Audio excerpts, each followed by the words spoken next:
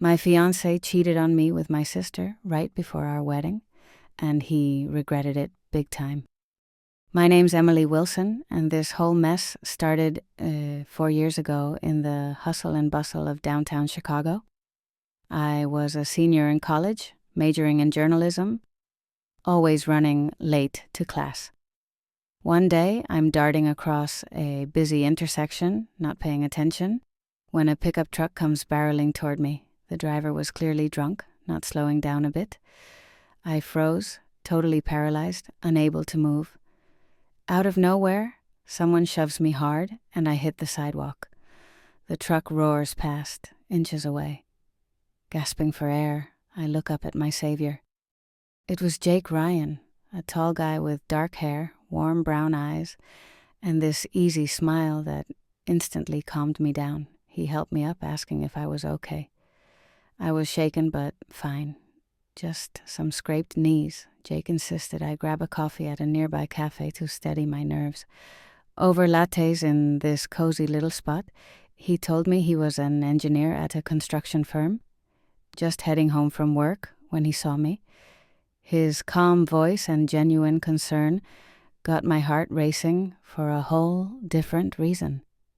We swapped numbers and I thanked him, still shaky from the near miss.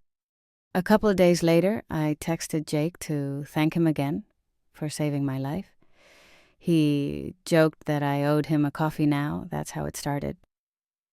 Our first date was at this cute Italian place downtown. Jake wasn't just a hero. He was charming as hell. We talked about everything. His love for hiking, my dream of becoming a journalist, music, old movies.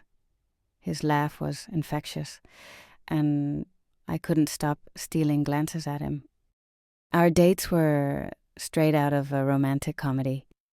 We'd stroll along the lakefront, holding hands, ride the Ferris wheel at Navy Pier, have picnics under the stars. We traveled together, explored a national park, where Jake taught me how to build a campfire, spent a week in New Orleans, dancing to street jazz, even hit up Mexico to lounge on beaches and dodge waves, laughing like kids. Every trip brought us closer, and I felt like I'd found my soulmate. We had each other's backs. When Jake got laid off during company cutbacks, I stayed up late with him, tweaking his resume and cheering him on.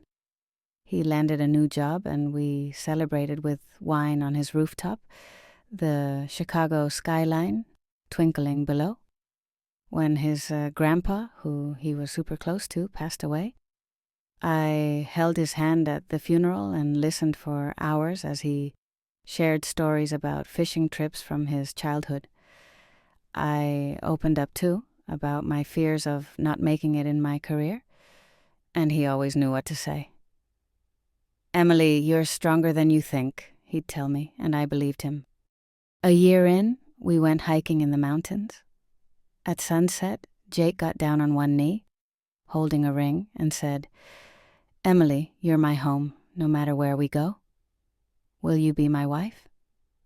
Laughing and crying, I said yes, and we hugged under a sky full of stars, feeling like the world was ours. A month after we got engaged, Jake introduced me to his parents, Margaret and Tom Ryan, at their cozy suburban house. They welcomed me like I was already family. Later, Jake told me I reminded them of their daughter, Lisa, who'd passed away from leukemia 6 years earlier. Margaret said I had Lisa's infectious laugh and love for books. Tom said my energy lit up their home. Their words hit me deep, and I fell even harder for Jake, seeing how much he cared for his family.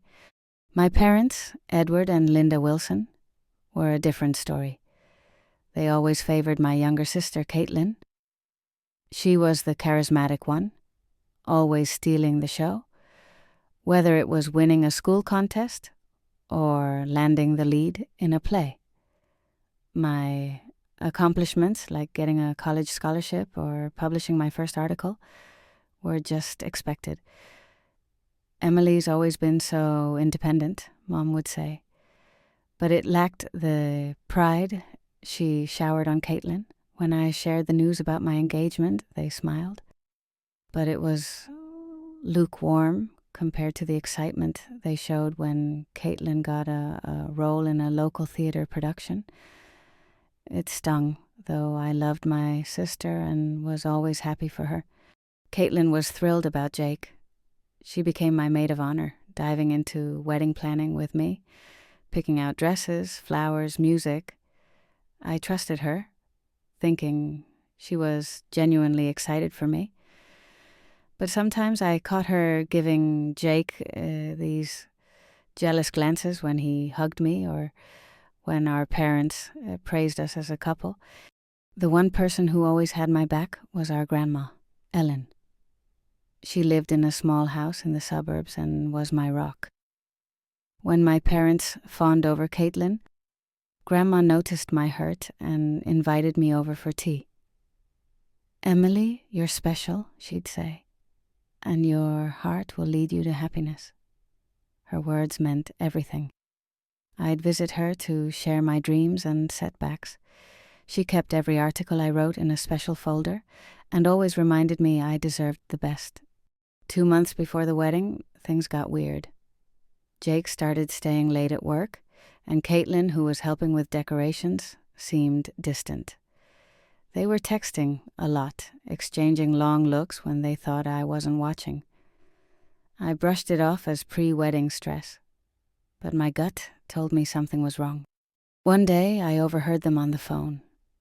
Kaitlyn was laughing, and Jake was talking low, almost whispering, like it was something private. When I asked what was up, they both got awkward and changed the subject. Later, I found out the truth. Jake and Kaitlyn had started secretly hooking up a month before the wedding.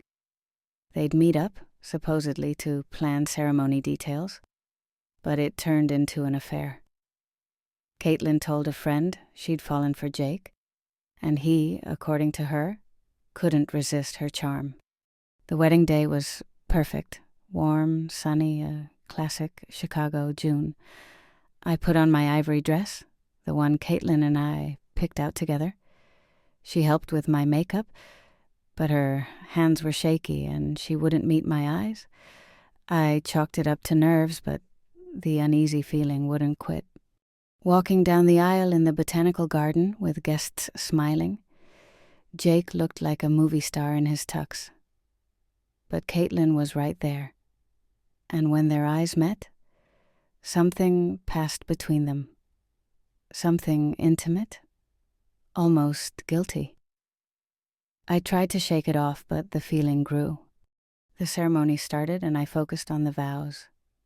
But when it was Jake's turn, he went silent. The guests started whispering. I looked at him, my stomach dropping. He turned to me, pale, and said, "Emily, I can't. I'm in love with Kaitlyn." The crowd gasped. Kaitlyn looked down, not denying it. I stared at her, waiting for an explanation, but she just mumbled, "I'm so sorry, Emily. It just happened." Jake added that their feelings started a month ago, and he couldn't lie to me at the altar.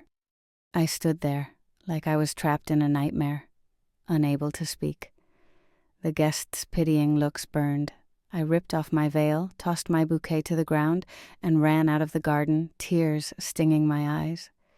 My wedding, my love, my sister, all gone in a heartbeat. Later I learned Jake and Kaitlyn left together that night, leaving me to face the pain and humiliation alone. That evening, I went to my parents' house, desperate for comfort, but instead, I got another gut punch. Mom listened and then said Kaitlyn was always more emotional, and her feelings for Jake were probably real. Dad told me to be strong and not hold a grudge against my sister, because love doesn't choose. They even hinted I might have been too wrapped up in myself to notice Jake and Kaitlyn getting close. Their words cut deeper than Kaitlyn's betrayal. They'd always loved her more, and now, when she stole my fiancé, they took her side. like my pain didn't matter. Heartbroken, I drove to Grandma Ellen's. She wrapped me in a hug, sat me down at her old wooden table, and made chamomile tea. "Emily," she said, wiping my tears, "you didn't deserve this, but you're stronger than all of them. Their actions are awful, but your heart will find a new path." She listened for hours, never judging, and her words kept me from breaking. Grandma reminded me I was always her pride and promised to be there no matter what. I stayed the night at her place. Her love, the only thing keeping me afloat. 3 weeks later, I couldn't stay in Chicago anymore. Every street corner reminded me of the pain. I applied for a job at a small newspaper in Portland and got it. I packed my bags, sold my furniture, and left the city and its memories behind. It was my first step toward healing. In Portland, I started fresh. I rented a little apartment with a river view and threw myself into work. My colleagues were kind, and the city felt like a place for new beginnings. I signed up for yoga classes, started a blog about overcoming betrayal, and adopted a dog named Luna, who became my loyal buddy. I learned to find joy in small things: morning coffee, hikes on forest trails, laughing with coworkers. But at night, the pain still crept in, and I wondered if I'd ever trust again. 6 months into my Portland life, I got close with Tom Clark, a photographer at the paper. He was tall, with a bit of stubble and a warm smile that always put me at ease. At first, we were just friends, grabbing coffee at local shops, walking Luna in the park, talking about news and life. Tom listened to my stories about the past without judgment and shared his own. About his travels, his love for black and white photography, the time he got stuck in the mountains on a shoot. He was there on tough days when memories of Jake and Kaitlyn hit hard, and his presence became my anchor. Over time, I noticed I looked forward to seeing him, and his texts made me smile. One evening, sitting on a bench by the river, Tom took my hand and said, "Emily, I don't want to rush you, but you're special to me." That moment warmed me in a way I hadn't felt in ages. Our feelings grew slowly, but they were real. A couple months later, we started dating, and I realized I was falling in love. With Tom, I felt safe, respected, and loved, not the wild passion I had with Jake, but something deeper, truer. One night, while we were cooking dinner at my place, Tom put on some old jazz and spun me around the kitchen in a dance. I laughed like I hadn't in years and realized I was truly happy for the first time in a long time. Love had found its way back into my home. A year after moving, I got a call from Mom. Dad was sick, lung cancer, and he didn't have much time.